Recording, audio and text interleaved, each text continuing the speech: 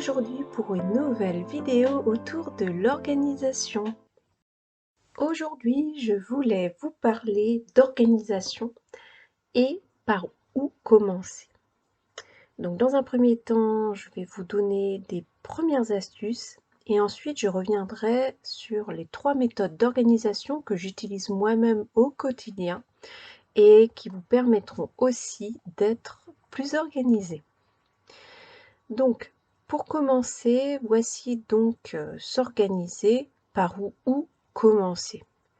Puisqu'en fait, on a toutes des vies remplies entre la vie perso, la vie pro, nos passions, parfois la reprise d'études.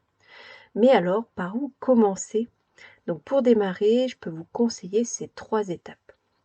Premièrement, ça va être de tout noter. Vous allez en fait faire le vide et notez tout ce que vous avez en tête au lieu de tout garder pour vous. Donc c'est la méthode vide-cerveau. Vous allez ainsi diminuer votre charge mentale. Et comment procéder? Pour cela, vous allez prendre un carnet et un stylo et vous allez vider tout ce que vous avez en tête, c'est-à-dire les rendez-vous à prendre, les tâches à faire, les événements annuels, etc. Tout ce qui reste en fait au fond de votre tête, et souvent, si on ne les note pas, on va les oublier. Ça va permettre ainsi de diminuer votre charge mentale au lieu de tout garder pour vous. Ça, c'est vraiment la première étape indispensable. Deuxièmement, vous allez déterminer vos objectifs. C'est clairement prouvé qu'en ayant un but précis, vous arriverez plus facilement à passer à l'action. Donc, comment procéder? Vous allez répondre à ces questions. Pourquoi souhaitez-vous vous organiser? Que souhaitez-vous changer dans votre quotidien? Cela vous permettra de savoir ensuite par où et quoi commencer.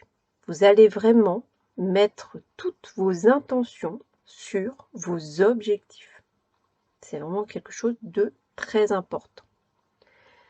Et la troisième étape, ça va être de déterminer vos priorités suivant les tâches qui ont été notées à l'étape numéro 1, donc l'étape vide-cerveau. Vous allez vous attaquer à cette liste, mais sans vous mettre trop de pression. Ça, c'est vraiment quelque chose sur lequel j'insiste, il ne faut pas culpabiliser. Puisqu'au départ, il faut savoir que ça va vous prendre du temps à tout mettre en place. Mais petit à petit, vous arriverez à faire ces routines de manière automatique. Et je vous conseille de noter maximum 6 tâches par jour, selon la méthode dont je vous parle plus loin. Donc, comment procéder? Je vais y revenir aussi plus loin, c'est d'utiliser la matrice d'Eisenhower en classant vos tâches selon le degré d'urgence et d'importance.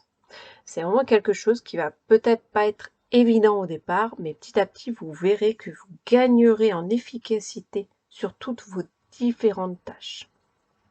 Donc ça, c'était vraiment sur les 3 premières étapes à faire quand du coup, on ne sait absolument pas par où débuter.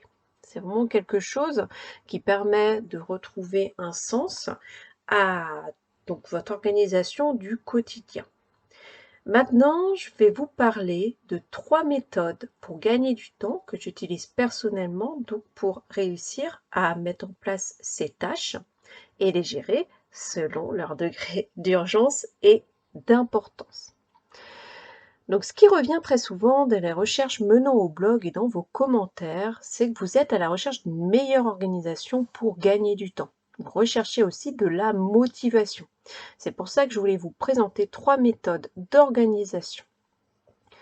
Parce que du temps, en fait, nous aimerions toutes en avoir plus. Ne plus rentrer le soir, être fatigué devant le ménage à faire, le repas à préparer, le panier à linge à ranger, etc.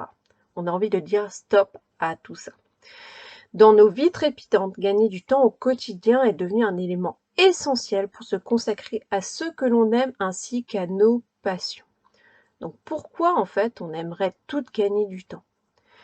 Les avantages d'un gain de temps au quotidien sont multiples, mais je vous ai vous en présenter 4, vraiment les 4 plus importantes. Donc premièrement, gérer ses priorités permet de diminuer la charge mentale. Ça, c'est clair, il faut vraiment réussir à ne plus avoir ce stress permanent. Ensuite, gagner du temps vous permettra de profiter davantage de moments en famille, vous permettra également de prendre soin de vous et enfin de pouvoir vous consacrer à vos passions. Et je vous présente régulièrement mes méthodes d'organisation.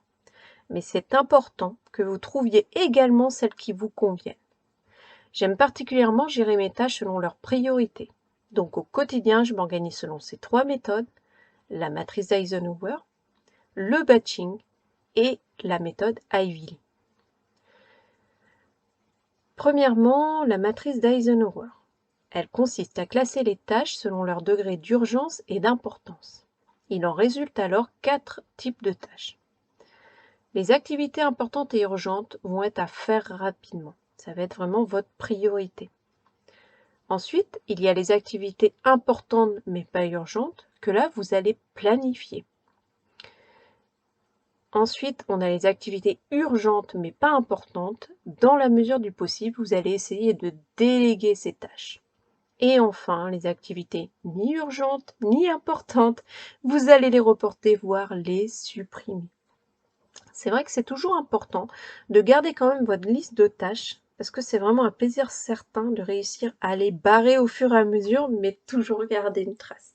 Donc c'est vrai que pour utiliser la matrice Eisenhower, je vous propose un tableau donc sur le blog. N'hésitez pas à vous y rendre, organisersonquotidien.fr. Deuxièmement, j'utilise le batching. Le batching, en fait, qui veut dire regrouper par lot, permet de regrouper les tâches similaires. On peut ainsi utiliser cette méthode dans son quotidien.